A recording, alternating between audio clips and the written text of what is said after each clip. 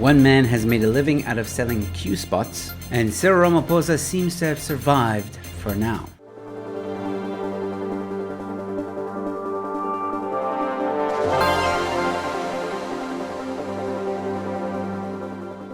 Hello ladies and gentlemen, and welcome to the News in 5. I'm your host, Joe Emilio, and thank you for tuning in. So in the previous episode, I spoke a little bit about becoming a member on this channel, but did you know that if you're really enjoying this content, there are other ways to show your support. You can also give a super thanks. Click on it and you can donate a once-off amount of your choosing. All donations are greatly appreciated and go a long way to supporting the channel. But as always, liking, sharing, and subscribing is always free. Anyways, with all that being said, let's get into it.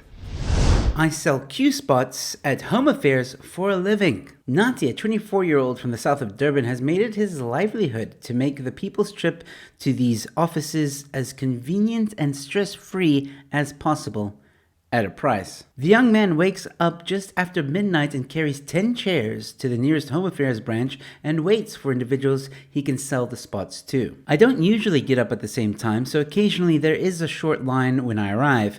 I charge 100 Rand for each spot, he says. Why didn't I think of that? He claims that the security guards know him and do not harass him, but can ask him for hush money whenever they feel like it. Without a higher education, he sees his options as bleak, and this job, the only one he can do at the moment. Nathi lives in his friend's tuck shop, which is near the Home Affairs offices. Nathi believes he may earn between 3,800 and 4,500 Rand per month. He spends 200 Rand on accommodation, 1,500 on groceries, and 2,000 Rand per month to send money back home for his 3-year-old child. Nathi is Nathi's real name and changed for privacy. Just thought I'd give a little bit of a disclaimer there. Anyways, why am I bringing this story to your attention, you may ask? Well, one, I wanted to do a feel-good story, and secondly, I want to give this guy credit where it is due. He deserves admiration for the simple fact that he's not sitting at home blaming apartheid for his problems. He's also not burning tires or burning buildings in protests. He saw an opportunity, a gap in the market.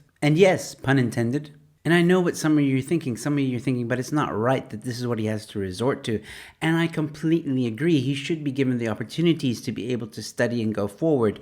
But unfortunately, the article doesn't exactly explain why he hasn't gotten that higher education. I think I know why. And we can speculate all we want as to why he didn't get a higher education. What I admire about this guy is that he's not sitting at home doing fuck all. And I really think South Africans should follow Nathi's lead. Don't wait for government handouts. And all I am saying is you don't need the government to help you. You can get up yourself and take control of your life and make things happen. Just like Nathi did. Ramaphosa wins crucial NEC debate as parliamentary vote on Phala report delayed by a week. President Cyril Ramaphosa has secured the political support of the majority of his party as a delay in the vote for his impeachment process gives him respite for a week.